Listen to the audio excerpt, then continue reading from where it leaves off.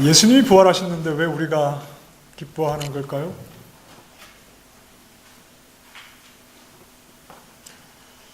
예수님의 부활은 우리를 위한 것이기 때문에 그렇습니다. 부활이라고 하는 것은 죽음이 있어야 됩니다.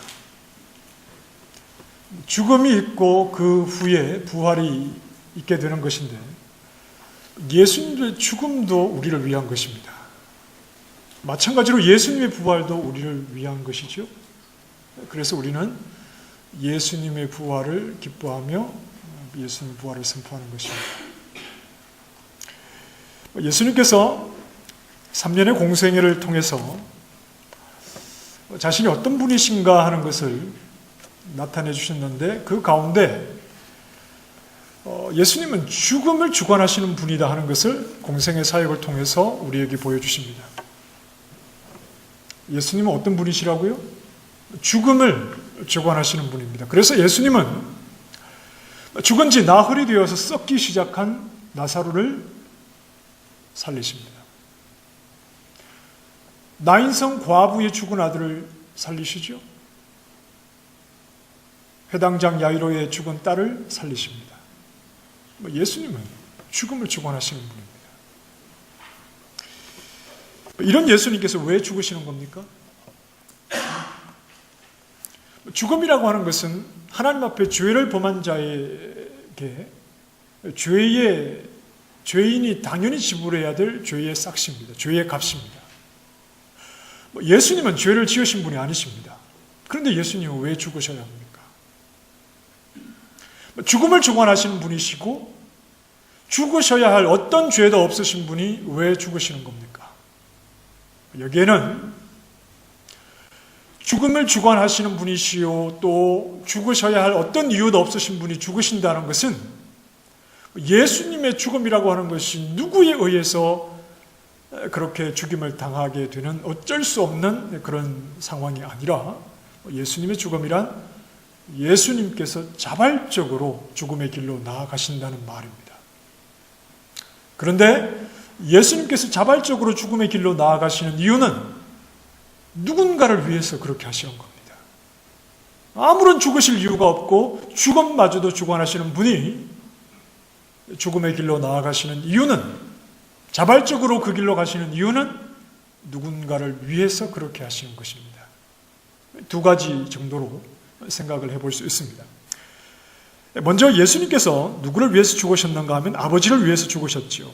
아버지를 위한다는 말은 아버지의 뜻에 순종하신다는 말입니다. 예수님께서 왜 죽으셨는가? 아버지의 뜻에 순종하기 위해서 예수님께서는 죽으시는 겁니다. 사복음서에 기록된 내용에 보면 예수님께서 처음으로 입을 여셔서 하신 말씀이 어떤 말씀인지 여러분 기억나십니까? 사복음서에 기록된 예수님께서 입을 여셔서 하신 말씀 가운데 처음으로 하신 말씀이 어떤 말씀인가요? 회개하라, 천국이 가까이 왔느니라? 아닙니다. 예수님께서 12살 되시던 때에 부모님을 따라 예루살렘 성전을 방문하고 그 부모가 자식을 예수님을 잃어버린지도 알지 못한 채 집으로 돌아가다가 다시 돌아와서 예수님을 발견합니다. 그때 예수님께서 하신 말씀이 뭡니까? 어찌하여 나를 찾으셨나이까? 내가 내 아버지의 집에 있어야 할 줄을 알지 못하셨습니까? 예수님께서 성경에 기록된 그분의 입술을 열어 처음으로 하신 말씀은 바로 아버지입니다. 그렇다면 예수님께서 그분의 공생애를 마치시고 죽으시기 전에 마지막으로 하신 말씀은 무엇인지 아십니까? 누가복음 23장 46절 말씀 같이 읽어보십시다. 시작. 예수께서 큰 소리를 불러 이러시되 아버지 손에 부탁하나이다 하고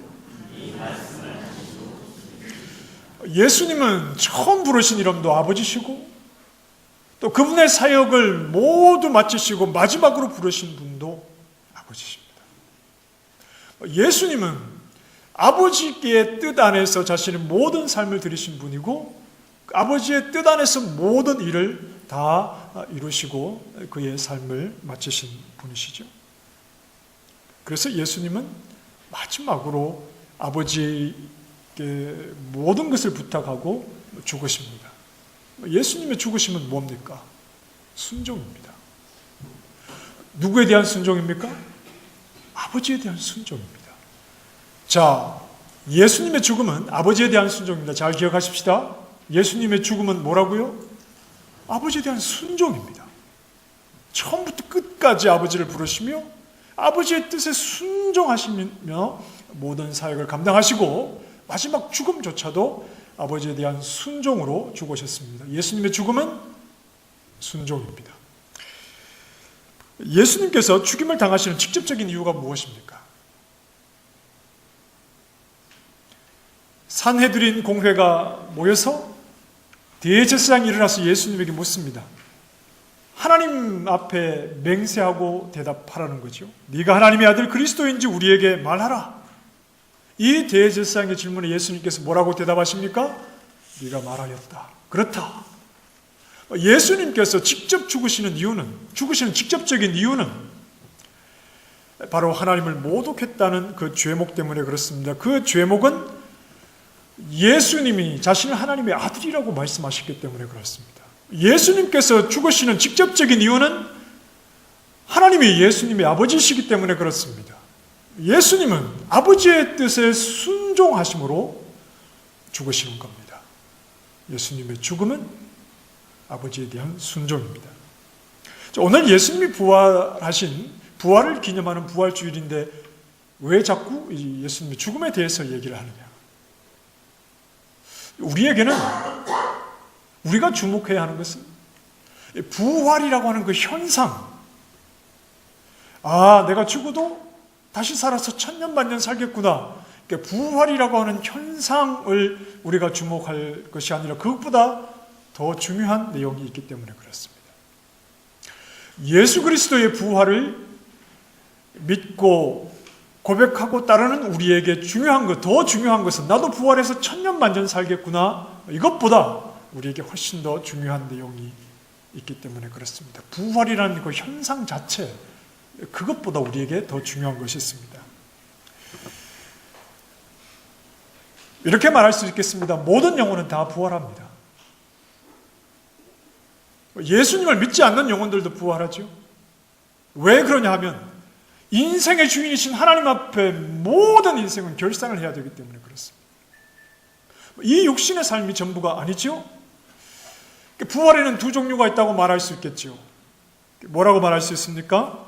요한복음 5장 29절 말씀 같이 읽어보십시다. 시작. 선한 일을 행한 자는 생명의 부활로, 악한 일을 행한 자는 심판의 부활로. 자, 선한 일을 행한 자는 어떤 부활로 나온다고요? 생명의 부활로. 악한 일을 행한 자는 심판의 부활로 나오리라. 선한 일이란 무엇입니까? 착한 일을 한 걸 말합니까? 남을 도와주고 착한 일을 한 걸, 선한 행동을 한 걸 선한 일이라고 지금 여기서 말씀하는 겁니까? 그렇지 않습니다. 예수님은 이렇게 말씀하시죠. 하나님 한 분 외에는 선한 이가 없느니라. 선하신 하나님의 뜻을 따르는 것이 선한 일입니다. 그냥 세상이 말하는 선행을 행하는 것을 여기서 선한 일이라고 말하지 않고 착하게 살면 생명의 부활로 나아간다는 그런 말이 아닙니다. 그런 말이 아니라 선하신 하나님의 뜻을 따르는 것이 선한 일이지요. 선하신 하나님의 뜻이 누구 안에 담겨 있습니까? 선하신 하나님의 뜻을 이루시기 위해서 오신 분이 누구시죠?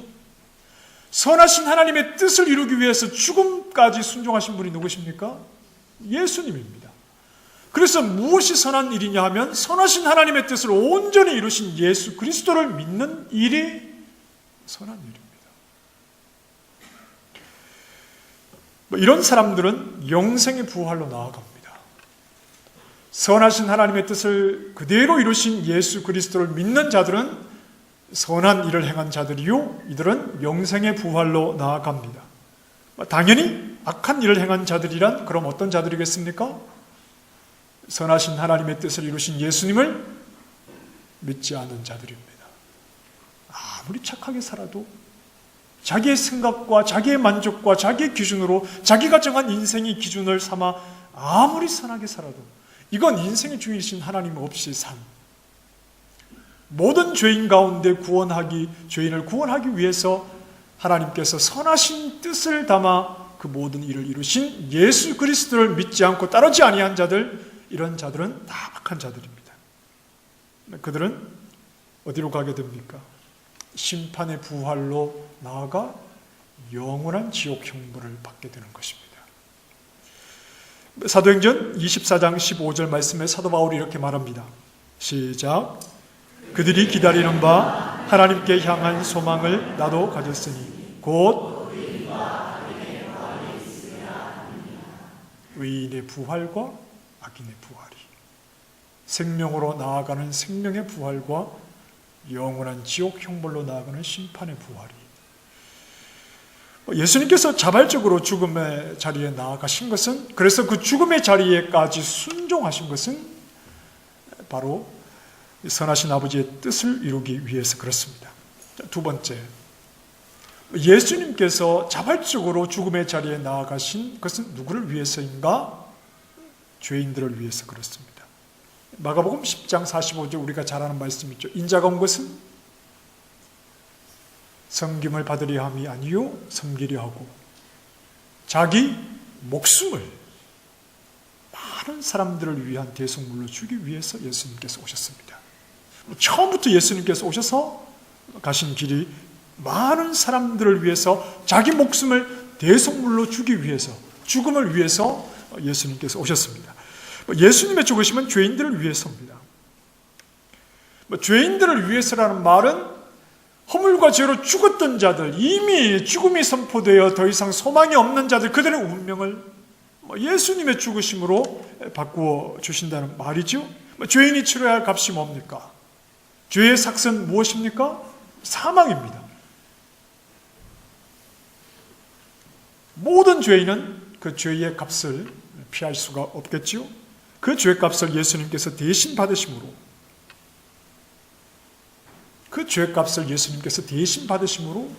예수님을 믿고 의지하는 자에게 하나님께서 더 이상 죄값을 물으십니까? 묻지 않으십니까? 묻지 않으시는 겁니다.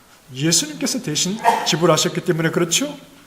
예수님을 믿은 자들, 선하신 하나님의 뜻을 온전히 예수님께서 순종하심으로 이루신 줄을 믿은 죄인들, 다시 말하면 선한 일을 행한 자들, 이들을 위해서 예수님께서 죽으시는 겁니다. 자, 그렇다면 오늘 본문의 말씀 19절 말씀을 다시 보십시다. 예수님께서 이렇게 말씀하시지요. 예수님께서 이방인들에게 넘겨져 못 박혀 죽을 것이지만 제3일에 살아나리라. 예수님께서 죽으시기 전부터 부활, 다시 살아나시는 것에 대해서 이렇게 확신을 하시는 이유가 뭡니까? 예수님의 죽음은 무엇이라고 그랬죠? 아버지의 뜻에 대한 순종입니다. 예수님의 죽으심은 순종입니다. 예수님께서 죽으시기도 전에 죽음에 대해서 말씀하시면서 이렇게 부활에 대해서 확실하게 말씀을 하시는 이유는 뭡니까? 아버지께서, 예수님께서 자신의 죽음을 통해서 아버지의 모든 뜻이 이루어질 때 아버지께서 뜻하신 일을 반드시 완성하는 분이기 때문에 그렇습니다. 예수님의 죽음은 아버지의 뜻에 따른 순종이라고 했는데 자기를 낮추시고 죽기까지 복종하셨으니 곧 십자가에 죽으심이라. 빌립보서 말씀이 이렇게 말합니다. 죽음이라는 자신의 온전한 순종을 통해서 아버지의 뜻하신 것이 이루어질 때 아버지 하나님은 반드시 그 뜻을, 모든 것을 성취하시는데, 하나님께서 뜻하신 것이 있고 그 뜻하신 것을 예수 그리스도께서 죽으심으로 온전히 순종하실 때 하나님은 그 뜻을 온전히 이루어 성취하시는데 그 성취를 무엇으로 나타내시는가 하면 부활로 나타내신다는 말이에요. 예수님의 죽음과 부활이라는 것은 예수님께서 함께 가는 것으로 말씀을 하시는데, 예수님의 죽으심으로 온전히 순종하셔서 이루신 아버지의 뜻을 아버지는 반드시 성취하시는데 그것이 뭐냐 하면 부활을 통해서 성취하신다는 말입니다. 다시 정리해 볼까요? 부활이 뭡니까? 죽어야 부활을 말할 수 있습니다. 예수님의 죽음은 뭡니까? 죽음은 그냥 당연히 죄로 인하여 죽어야 할 죄인들의 죽음을 말하는 것이 아니라 예수님의 죽음을 말하는 것이죠. 예수님의 죽음이 뭐라고 그랬습니까? 아버지의 뜻에 대한 순종이십니다. 그러니 예수님의 죽음으로 보이신 순종을 통해 아버지께서 뜻하신 것은 반드시 성취되는데 그 성취하심을 부활을 통해서 완성하시고 나타내신다는 말입니다. 그래서 죽은 아들을, 순종한 아들을 누가 살리시죠? 누가 살리십니까? 아버지가 살리십니다. 예수님은 저절로 사흘째 되는 날 그냥 저절로 눈을 뜨셔서 무덤 밖으로 나오신 것이 아닙니다. 아버지의 뜻에 온전히 순종하신 그 예수 그리스도의 죽음을 하나님께서 완성하시고 성취하시기 위해서 죽으신 예수 그리스도를 다시 일으키시죠. 사도행전 2장 24절 말씀 시작. 하나님께서 그를 사망의 고통에서 풀어 살리셨으니 이는 그가 사망에 매여 있을 수 없었습니다. 하나님께서 그를 사망의 고통에서 풀어 살리셨다. 온전히 순종하신 아들을 다시 살리신 분은 아버지 하나님이십니다. 아버지의 뜻을 이루신 아들을 다시 살리심으로 하나님은 뜻하신 그 일, 계획하신 그 모든 일을 완성하시는 거죠. 예수님은 처음부터 하나님의 뜻이 성취될 것과 그 모든 일을 이루실 하나님의 성실하심을 반드시 확신하셨습니다. 그래서 자신의 죽음과 함께 부활을 말씀하신 겁니다. 자신의 순종을 통해서 하나님은 뜻하신 그 일을 반드시 성취하시고 완성하실 것인데 그것이 바로 부활로 나타내시는 겁니다. 다시 사도행전 2장 24절 말씀을 보면 하나님께서 그를 사망의 고통에서 풀어 살리셨으니 그 이유를 이렇게 설명하죠. 그가 사망에 매여 있을 수 없었습니다. 자, 여러분, 예수님께서 왜 사망에 매여 있을 수가 없습니까? 예수님은 왜 사망에 매여 계시면 안 되는 분이죠? 사망은 누구에게 왕노릇하죠? 사망이 그냥 이렇게 얽어매는 자들은 어떤 자들입니까? 사망을 벗어나지 못하는 자들은 어떤 자들이죠? 죄인들입니다. 예수님이 왜 사망에 매여 있을 수 없습니까? 예수님은 죄인이 아니시기 때문에 그렇습니다. 하나님께서 그를 죽은 자 가운데 그대로 사망의 권세 아래 두실 수가 없는 것은 예수님은 죄인이 아니시기 때문에 죄인이 아니신 분을, 죄가 없는 분을 어떤 사망의 권세도 그 권세를 나타낼 수 없지요. 죄가 없는 의로움 앞에 사망의 권세는 다 힘을 잃게 되어 있습니다. 죄 없는 자 앞에서 죽음의 권세는 무기력함을 분명하게 보입니다. 그래서 예수 그리스도를 죽음에 그대로 두실 수가 없지요. 죽음의 권세가 의로운 자를 이길 수 없다는 것을, 죄 없는 자 앞에 죽음의 권세가 아무 힘이 없다는 것을 예수 그리스도를 다시 살리심으로 하나님은 분명하게 나타내십니다. 예수님의 죽으심을 통해서 나타내시는 아버지의 뜻은 무엇이냐? 아들의 죽음을 통해서 죄인들의 죄를 용서해 주시는 것입니다. 죄인들의 죄는 오직 아들의 죽음을 통해서, 죄 없으신 아들의 죽음을 통해서만 용서받을 수 있습니다. 예수님은 죄인의 죄를 대신해서 그 죽으심으로 죄값을 지불하셔서 예수님을 믿는 모든 자, 예수 그리스도께서 우리를 불쌍히 여겨주시기를 바라며 그 예수 그리스도의 긍휼의 모든 소망을 두는 자의 죄를 다 씻어주신 줄 믿습니다. 우리 스스로 우리 죄를 씻을 수 없으나 예수 그리스도께서 대신 피 흘리심으로 그 피로 우리의 모든 죄가 씻음을 받았습니다. 그러니 우리 또한 사망의 권세가 우리 위에 왕노릇할 수 있는 자들입니까? 사망의 권세가 우리를 누를 수 있는 자들입니까? 사망의 권세 아래 붙들려 있는 자들입니까? 사망의 권세는 죄인에게만 힘이 있습니다. 그러나 죄 없으신 예수 그리스도가 아버지께서 그 아들을 다시 살리심으로 사망의 권세가 힘없다는 것을 부활을 통해서 분명하게 말씀하시고, 예수 그리스도의 죽으심은 스스로 구원할 수 없는 우리 죄인들을 구원하시기 위해서 죽으셨으니 예수 그리스도의 피 흘리심을 바라보는 자 역시 모든 죄에서 사함을 받은 자들이요, 죄에서 사함을 받은 우리를 어둠의 권세, 사망의 권세가 이길 수 있습니까? 없습니까? 없습니다. 그래서 예수 그리스도 안에 있는 우리, 그 피로 씻음을 받은 우리, 죄의 사함을 받은 우리는 사망의 권세가 누를 수 없는 것이죠. 사망의 권세에 붙들린 자들이 아닙니다. 더 이상 사망의 왕노릇하는 그런 자들이 아니라 우리는 예수 그리스도의 피 안에서 깨끗이 죄 씻음과 죄의 사함을 받아 죄 없는 자로 사망의 권세를 이기고 부활에 참여하는 자가 된 겁니다.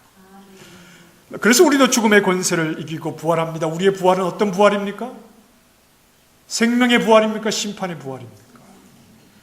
예수 그리스도와 함께 왕노릇하는, 즉 생명으로 다스리시는 그 영광스러움에 참여하는 부활입니까? 아니면 저 영원한 지옥 형벌에 떨어지는 심판의 부활입니까? 우리는 의인의 부활입니까? 악인의 부활입니까? 의인의 부활이지요. 죄 없는 의인의 부활이지요. 영원한 하나님 나라의 생명에 들어가는 부활이지요. 생명의 부활로 나아가는 자들, 죄 없으신 예수 그리스도를 죽음의 권세를 깨뜨려 일으키신 하나님, 아버지 하나님의 능력 안에 예수 그리스도 안에 있는 우리 역시 죄 사함을 받아 죄 없는 의인이 되었으니 우리 또한 생명의 부활로 나아가게 되는 겁니다. 부활 자체에 주목하기보다 우리의 부활이 예수님에게 근거해 있다는 것, 우리의 부활이 예수님에게 근거해 있다는 것.